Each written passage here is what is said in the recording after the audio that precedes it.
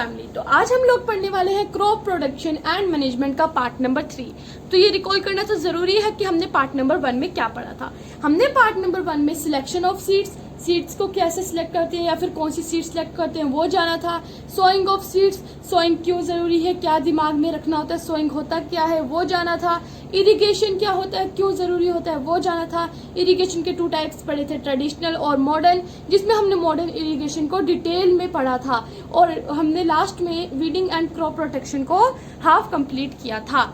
अगर अभी तक आपने इंट्रोडक्शन पार्ट 1 और पार्ट 2 की वीडियो नहीं देखी है तो मैं उसकी लिंक आपको डिस्क्रिप्शन में प्रोवाइड कर दूंगी। तो अब ये जानना भी जरूरी है कि आज हमने क्या पढ़ना है। तो आज मेरी कोशिश रहेगी कि मैं आपको ये चैप्टर फुल कंप्लीट करवा दूं।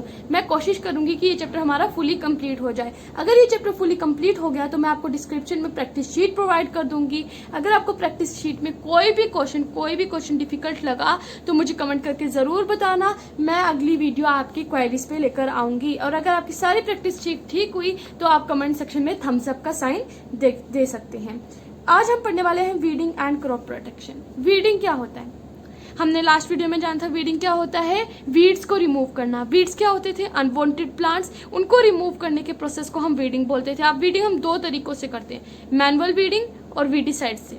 मैनुअल वीडिंग क्या होती है, जो हम हाथों के इस्तेमाल से करते हैं या तो हम टूल के इस्तेमाल से करते हैं। और वीडिसाइड्स क्या होता है, केमिकल के इस्तेमाल से वीड्स को निकालना।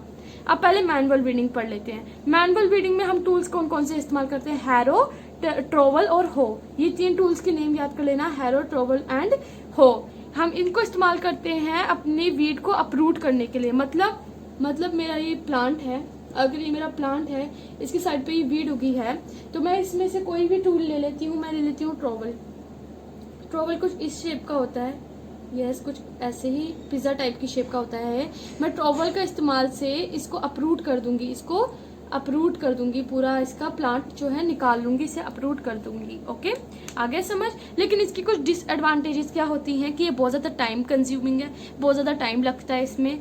और अगर हम इसको कर रहे हैं, अपरूट कर रहे हैं, कभी कभी एक्सीडेंटली हम अपनी क्रॉप को भी गलती से अपरूट कर लेते हैं, गलती से हमारी क्रॉप भी जो है वो निकल जाती है।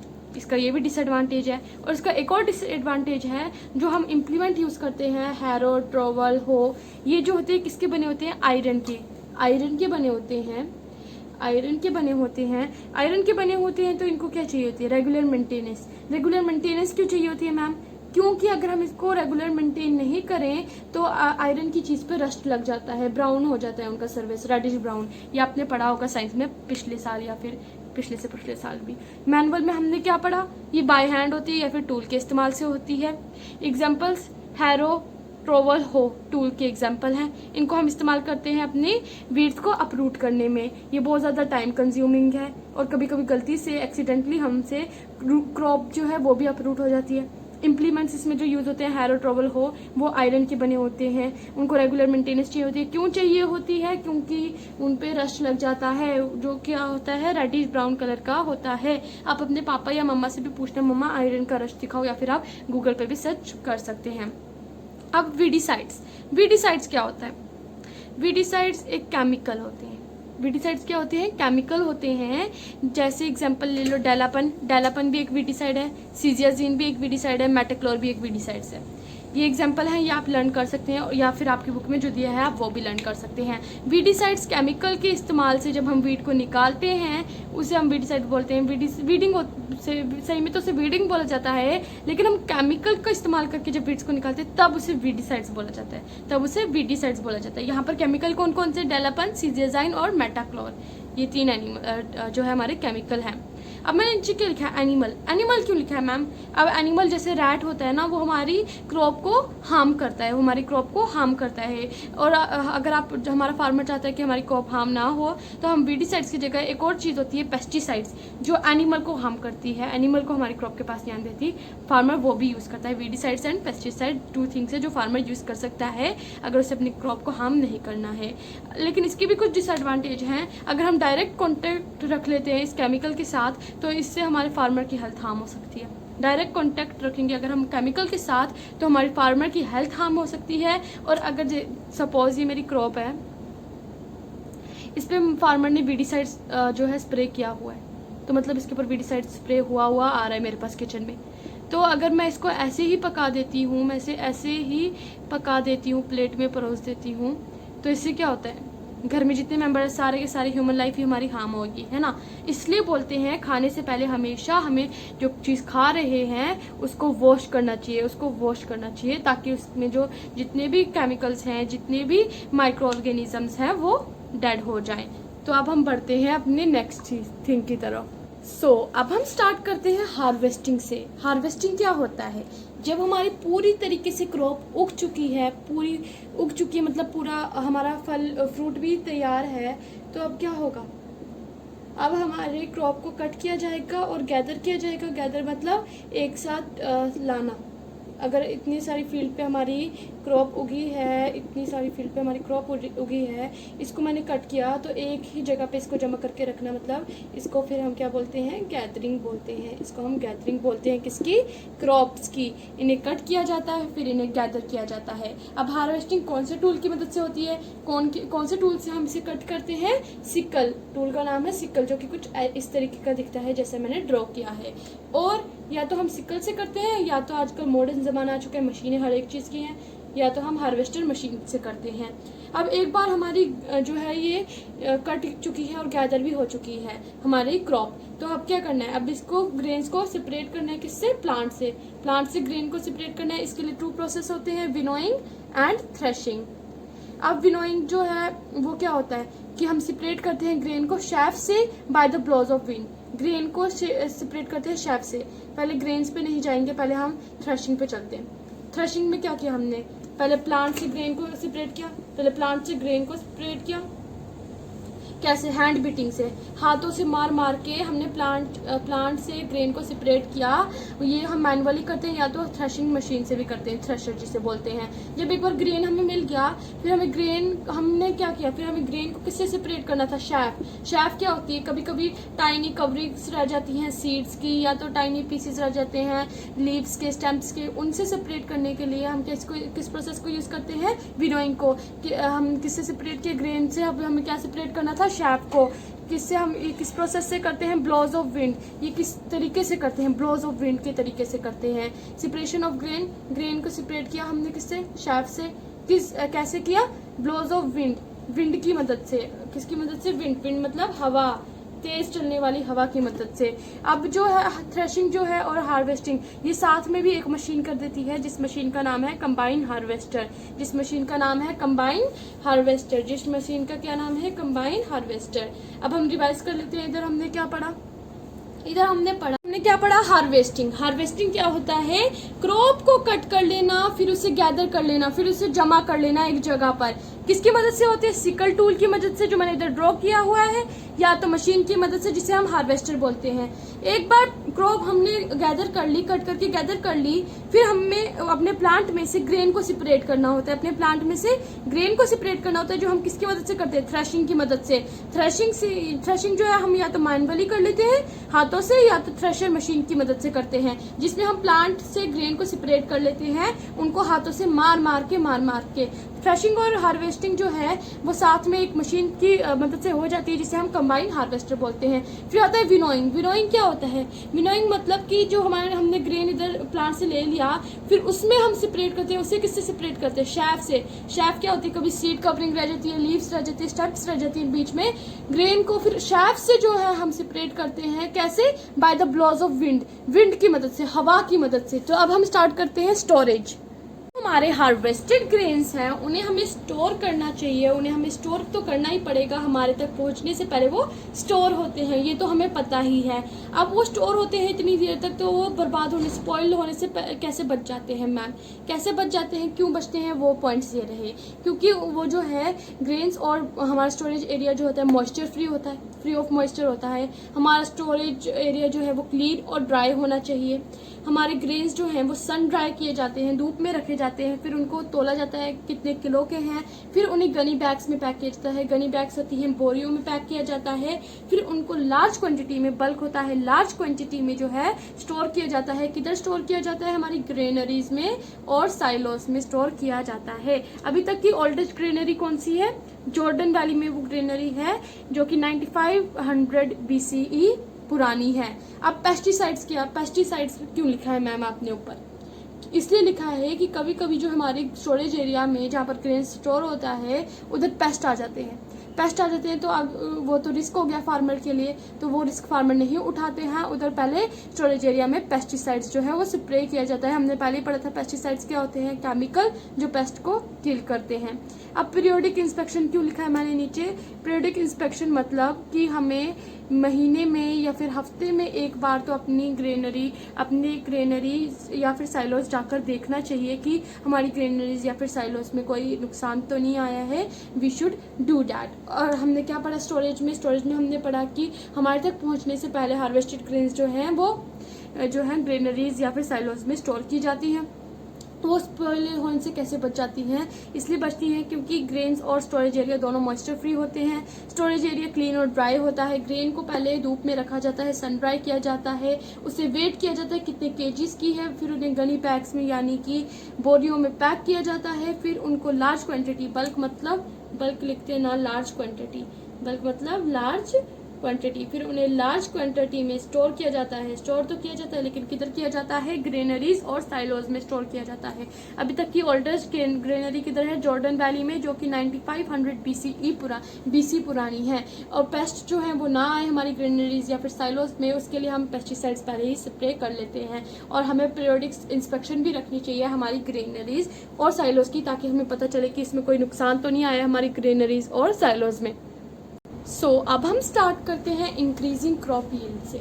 इंक्रीजिंग क्रॉप यील्ड का मतलब क्या है? हमारी क्रॉप की ज़्यादा प्रोडक्शन को, हमारी क्रॉप की प्रोडक्शन को इंक्रीज करना।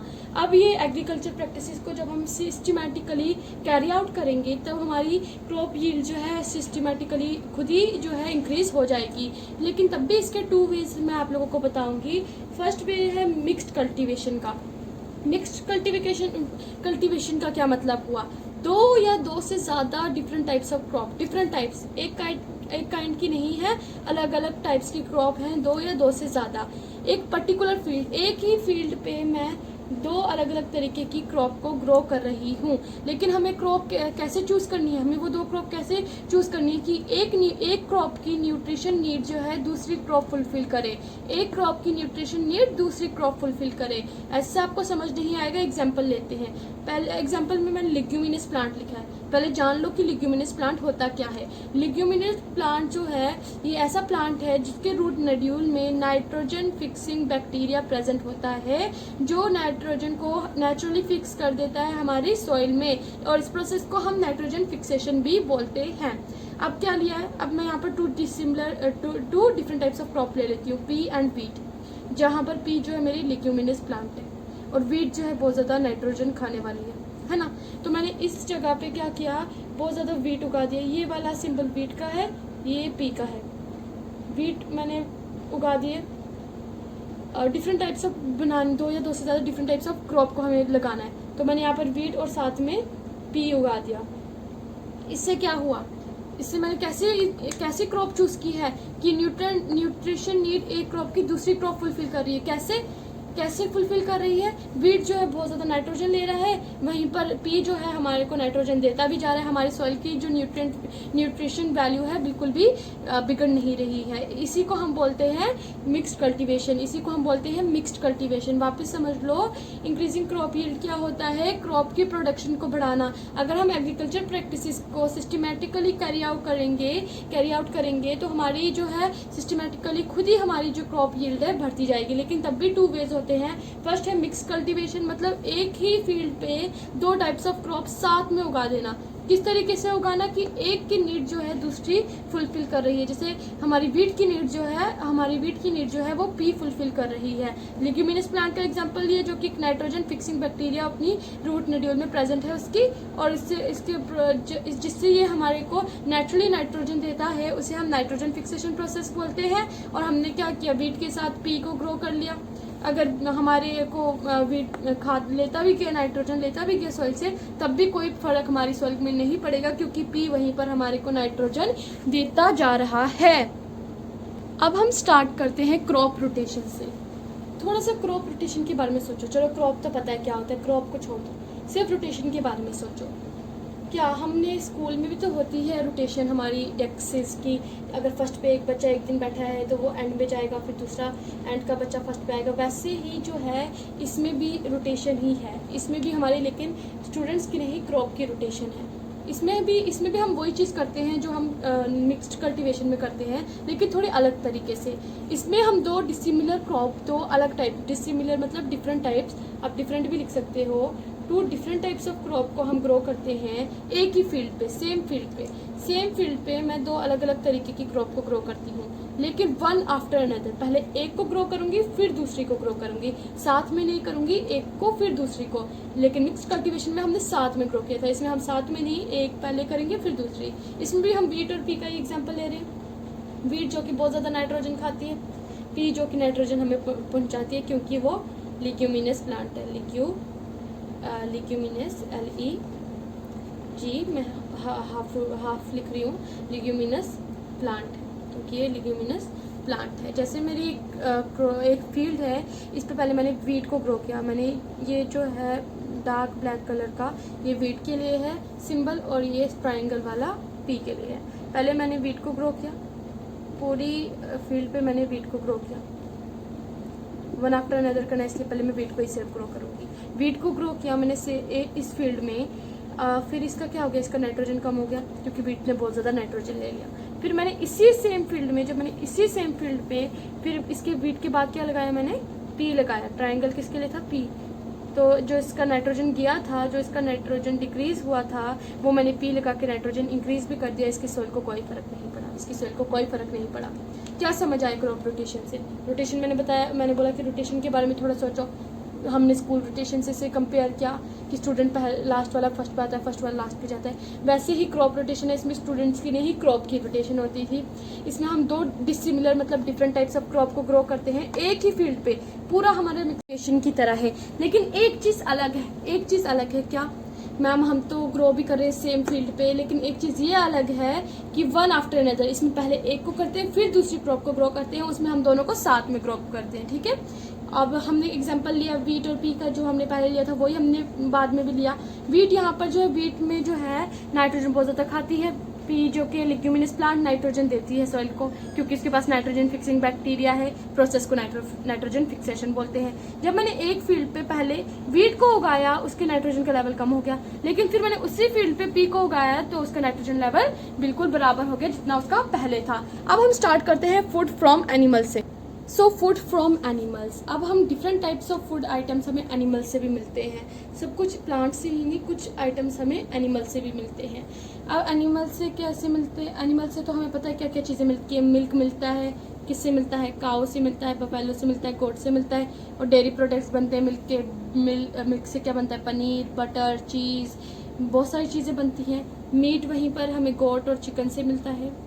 और सी फूड की भी हम कभी कभी सी फूड भी लोग खाते हैं, जो कि होता है फिश, श्रिम्प, वो कोई खाता है, ज़्यादातर तो मैंने देखे नहीं है। एग्स जो है वो हैन, तुर्की, गीज़, इनके हम खाते हैं। ज़्यादातर कॉमनली हम हन के एग खाते हैं। मोस्ट कॉमनली हम हन के एग खाते हैं। पूरे वर्ल्ड में मोस्ट कॉमनली हनी के एग ही खाए जाते हैं। हनी हमें हनी बीज से मिलता है। और जब हम हनी बीज को रेयर करते हैं, हनी के लिए जब हम हनी बीज को रेयर करते हैं हनी के लिए, तो उसे एपीकल्चर बोलते हैं। अब हम जानते हैं एनिमल हस्बेंड्री क्या होता है। एनिमल हस्बेंड्री क्या होता है? जब हम एनिमल को रेयर करते हैं लार्ज स्केल पे। पहले हमने क्या देखा, प्लांट को ग्रो करते हैं लार्ज स्केल पे, उसे क्रॉप बोलते हैं, उसे एग्रीकल्चर बोलते हैं। वहीं पर जब हम एनिमल को रेयर करते हैं लार्ज स्केल पे, फूड या फिर कुछ और अदर नीड के लिए, फूड या फिर कोई और चीज़ के लिए, जब हम एनिमल को रेयर करते हैं लार्ज स्केल पे, तो उसे हम एनिमल हस्बेंड्री बोलते हैं। इस स्लाइड में हमने क्या समझा? Food from animal, different types of food items जो है हमें एनिमल से मिलते हैं, जैसे मिल्क काऊ, बफेलो, गोट से मिलता है। डेयरी प्रोडक्ट्स भी बहुत सारे बनते हैं मिल्क से। मीट हमें गोट, चिकन और सी फूड भी लोग खाते हैं, ज़्यादातर नहीं खाते लेकिन खाते हैं। श्रिम्प, फिशेस हम यूजुअली खाते हैं। एग्स हैन, टर्की और गीस से मिलता है, और कॉमनली लेकिन ज़्यादातर हैन के एग चलते हैं। हनी बीज से मिलती है। अगर हम हनी बी को रेयर करते हैं हनी के लिए, उसको हम एपीकल्चर बोलते हैं। एनिमल हस्बेंड्री क्या होता है? एनिमल को रेयर करना लार्ज स्केल पे, फूड या फिर कोई और नीड के लिए, उसे हम एनिमल हस्बेंड्री बोलते हैं। तो हम रिवाइज कर लेते हैं। आज हमने क्या पढ़ा? आज हमने पढ़ा weeding and crop protection, harvesting, storage, increasing crop yield, food from animals. इन सारे टॉपिक्स को आज हमने कवर किया। अगर अभी तक आपने बाकी पार्ट्स नहीं देखे हैं इस चैप्टर के, उनकी लिंक्स मैं डिस्क्रिप्शन में प्रोवाइड कर दूंगी और इस चैप्टर की प्रैक्टिस शीट की लिंक भी मैं डिस्क्रिप्शन में प्रोवाइड कर दूंगी। अगर आपको प्रैक्टिस शीट के सारे क्वेश्चन आते होंगे तो कमेंट करके मुझे थम्स अप का साइन जरूर दिखा देना। अगर आपको इसमें कुछ क्वेश्चंस नहीं आते होंगे तो मुझे कमेंट में क्वेश्चन पूछ लेना, मैं नेक्स्ट वीडियो में आपकी वो क्वेरी सॉल्व कर लूंगी। Thank you. If you like my video then give it a big thumbs up, subscribe to my channel and hit the bell icon for more update like this.